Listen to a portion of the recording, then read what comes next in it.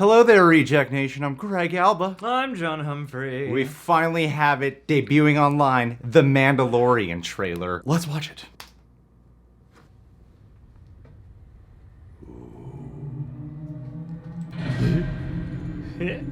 Ooh.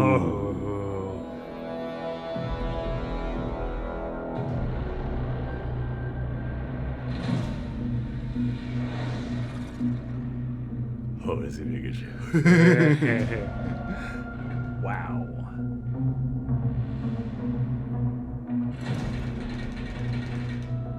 Yes.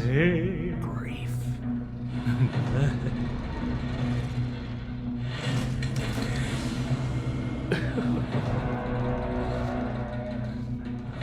Oh, awesome.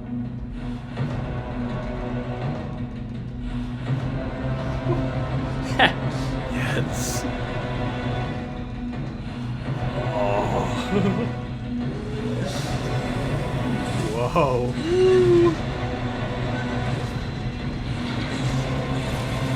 Whoa. Damn that droid. Bounty hunting is a complicated process.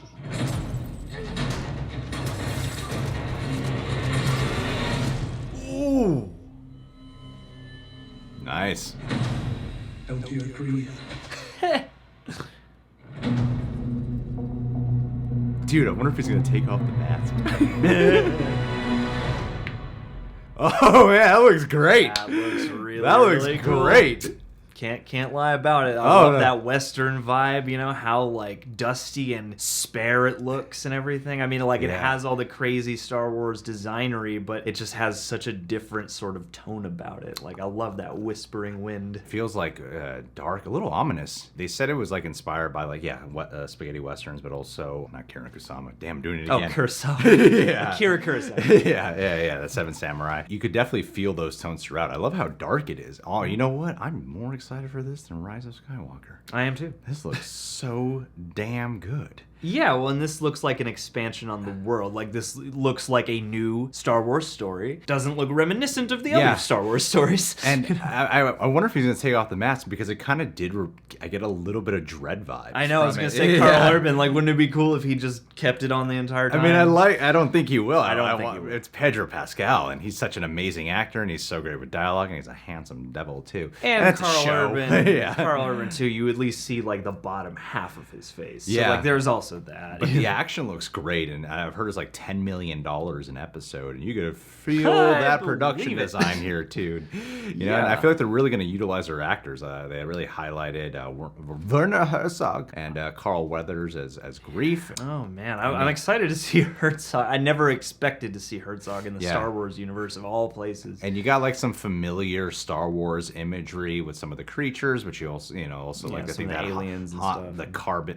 Forgetting it right now. The thing that Han Solo was frozen in. Oh, Carbonite. I love like the despair and the horrors after war, because it takes place after Return of the Jedi, before Force Awakens. So you're at a very specific time period where it's like the rise of the First Order. That opening shot of all those stormtroopers' heads on spikes, like that's one of the best R-rated as a show can get, I suppose. Yeah. But it feels like there's kind of a violent, menacing tone about it. Also seeing a lot of the new weapons up. I mean, the Gatling kind of gun that he has there. Yeah. Oh, it's so awesome. This looks so cool. Totally badass. And this also looks like both a cool expansion from a character universe story point of view, but it also looks like an expansion in just like how cool Star Wars can possibly be. Because I feel like the thing is, like, that mask, that outfit, like, you know, the Mandalorian look, the armor is so cool already. That, like, you know, you toss in a Gatling gun or some kind of other weapon, it's gonna look awesome. But this just looks really physical.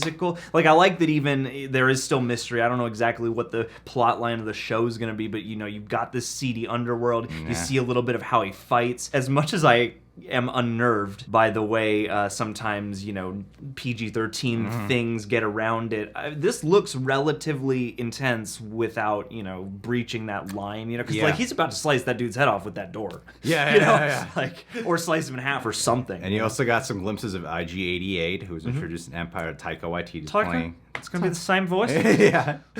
So imagine if you got Taika for it, there's probably gonna be some humor infused, but it seemed I get some slight of what they'll do with it is a little bit of K2SO thing where he's like gonna be funny, but he's also gonna be a badass at the same time. Yeah, the kind of humor you'd see in a Western. Yeah, and this feels like a more dirty, grimy world. I love it seems like it'll have like some slow moving parts to it that'll really work on delivering tension, which does harken back to like a little bit of those Sergio Leone kind of Western films. When they said Western, I wasn't sure how much they were committing to that, but this reeks of just sci-fi Star Wars Western. You got a shot of a hand on a trigger tapping it with another dude in the background. Like, this is very much just the standoff at the bar with our Mandalorian character.